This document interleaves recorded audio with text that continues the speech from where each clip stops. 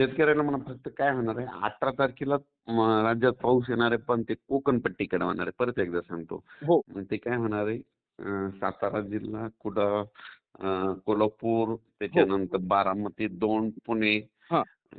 महाबळेश्वर, हो. जुन्नर, सिन्नर, बरोबर. मुंबई हो. आणि इकडे नाशिक आणि नंदुरबार ह्या पट्ट्यामध्ये 18 तारखेपासून पाऊस सुरुवात होईल. 18 पण आपल्या तारखेपासून. इकडे त्या टायमालाच इकडे आपल्याकडे आभाळ होईल. पण हां, हां. आपल्या इकडं मराठवाडा आणि विदर्भाकडे काय होईल, हो. 20, 21, 22च्या दरम्यान हं. तुरळक भागात पाऊस पडणार आहे, सर्वदूर नाही पडणार. हो, हो. बरोबर. समजा तुरळक भागातून पाऊस पडणार, सर्व इकडे पडणार नाही. मग त्याच्यामध्ये लातूर जिल्हा आहे, धाराशिव जिल्हा आहे, नांदेड हो. जिल्हा आहे, हो. यवतमाळ, इकडं नागपूर, चंद्रपूर, हो. वर्धा, बरोबर. इकडं अमरावती, अकोला, आणि बुलढाणा ह्या हां. पट्ट्यात येणार आहे. हो मधला का? पट्टा जरा जास्त कमी राहणार आहे समजा. हां, हां, हां, हां. Okay, okay. नक्की साईड सर. साईडनं महाराष्ट्राच्या कडेकडे. हो. तेलंगणात मात्र खूप गारपीट होईल. तेलंगणामध्ये? अशी गारपीट होईल, आपल्याला बातमी काय होईल, हो का? 23-24 बातमी येईल बघा. हां, हां. हां, हां, हां.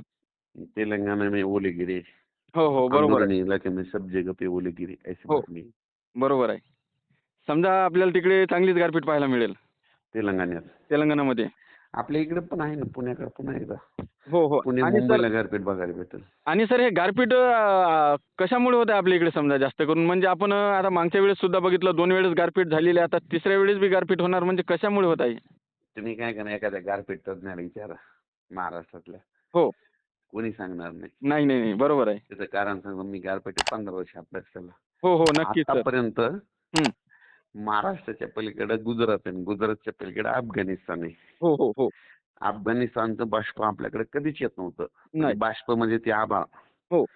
ह्या महिन्यात कधीच येत नव्हतं. पण नाही. काय झालं 2020च्या नंतर हं. महाराष्ट्रामध्ये जानेवारी, फेब्रुवारी, मार्चच्या दरम्यान काय व्हायलं, या ठिकाणी ऊन तापले. हो. या ठिकाणी उन्हाचा पारा 41, 42, 43 अंशाच्या वर गेला हो, हो. की ते बाष्प खेचलं जाते. हो. बरोबर आहे सर. ते बाष्प खेचल्यामुळे या ठिकाणी हवेचे कमी दाब तयार होतात. कमी दाब हो. तयार झाले की वारे जास्त दाबाकडून येत हो. असल्यामुळं हो. महाराष्ट्राकडे गारपीट वाढली. बरोबर सर. बरोबर आहे. ती गारपीट कमी करायची असेल तर झाडं लावावं लागतील. हो, झाडं हो. लावा, पृथ्वीचं तापमान कमी करा. बरोबर आहे सर. जोपर्यंत तापमान कमी होणार नाही तोपर्यंत ह्या गारपिटीला सामना करावा लागणार आहे. हो, हो, हो. अतिवृष्टीला सामना करावा लागणार आहे. हो. बरोबर आहे पण सर. हे तापमान फक्त झाडावरच नाही, त्यांना दोष देता येत नाही. हां, हां, हां, हां.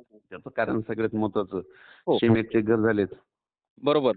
सिमेंटचे रोड झालेत, हो. जागतिकीकरण झालं, हो. कारखानदारी वाढली, हो. वाहनं वाढले, हो. वाहनामध्ये एसी एसी झालं, एसीमुळे गाड्यातलं 5x5 फुटामधलं ते तापमान तापायले. हो. बरोबर आहे सर. मग त्याच्यामुळे तापमान तापल्यामुळे काय होते, कमी हवेचे कमी दाब तयार होतात. हो. हे बरोबर. साहजिकच आहे. पहिले बरोबर. कसं होतं माहिती आहे का, हां. 2017 पासून 16 पासून तुम्हाला सांगतो, हो. वारे कसे वाहत होते. हां. म्हणजे ह्या टायमाला हां. जानेवारी फेब्रुवारीमध्ये हो. अफगाणिस्तान हां. अफगाणिस्तानहून म्हणजे ते WT म्हणजे ते पश्चिमी विक्षोभ, हो. अफगाणिस्तानहून कराची, कराचीहून पाकिस्तान, पाकिस्तानहून पंजाब, पंजाबमधून इकडं काश्मीर हां. आणि हिमाचल प्रदेश हां. असे जात होते. हो. समजा या 17ला भागातून जात होते. 18ला काय झालं, इकडे आपल्याकडे परत ऊन तापायल्यामुळे ते पुन्हा खाली उतरले. हो, हो. बरोबर आहे. अफगाणिस्तानहून गुजरात, गुजरातमधून राजस्थान, राजस्थानमधून मध्य प्रदेश, उत्तर प्रदेश हं. आणि इकडं हिमाचल प्रदेशकडं हो. हो. 18ला. पुन्हा 18ला. ते 19ला वारे आपल्याकडे पुन्हा ऊन तापायले उन्हाळ्यामध्ये. हां. अफगाणिस्तानमधून पाकिस्तान, पाकिस्तानमधून गुजरात, गुजरातमधून आपलं इकडं नंदुरबार, हो. जळगाव, हो. नंदुरबार, जळगाव, धुळे, बुलढाणा घाटाच्या खालून हां. तसंच इकडं अमरावती, अकोला हे असे गेले. हो. आणि 19ला मात्र ते वारे डायरेक्ट काय झालं, हां. अफगाणिस्तान, गुजरात, गुजरातहून आपलं नंदुरबार, नंदुरबारातून मराठवाड्यातून परभणी असं करीत नागपूर ह्या पट्ट्यावर गेले. हो, हो. हे दरवेळेस खाली खाली सरकायले तिकडं WD. हां, हां, हां. इकडे तापमान तापल्यामुळे ते खाली खाली गेले. बरोबर आहे. ते खेचल्या चालल्यामुळे महाराष्ट्राकडे गारपीट झाली. बरोबर आहे. जर आता समजा सर आता हे जे आहे आता म्हणजे आता 2026 चालू आहे. मग 27ला याच्यापेक्षा बी रेकॉर्ड मोडणार का उन्हीचे समजा? भविष्यामध्ये दरवर्षी उन्हाळ्यात गारपीट राहणारच.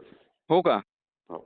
समजा याच्यापेक्षा बी आपल्याला दरवर्षी मला सांगतो, वातावरण बिघडत आणखी नाही जाण्याची सांगतो, शक्यता. ही गोष्ट कोणाला हं. मला सांगतो, हो. लॅपटॉप कोणत्याच गोष्ट सांगत नसतात. हां, हां, हां. त्यानं ते काय करतात, सगळं आपण आपलं गुपित ठेवून देत असते सगळं. बरोबर. हो. अं, आता ह्यानं 16 तारखेपर्यंत जिथं जिथं 40, 41, 42 अंशापर्यंत तापमान जाणार आहे. हो हो येईल बातमी येईल. हो ते पारा गेला. बरोबर. तापमान वाढलं 40च्या पुढे गेलं हं. की अवकाळी 100% येणारच. समजा त्या भागातनी अवकाळी राहणार 100%. येणारच. हो हो बरोबर आहे. हं.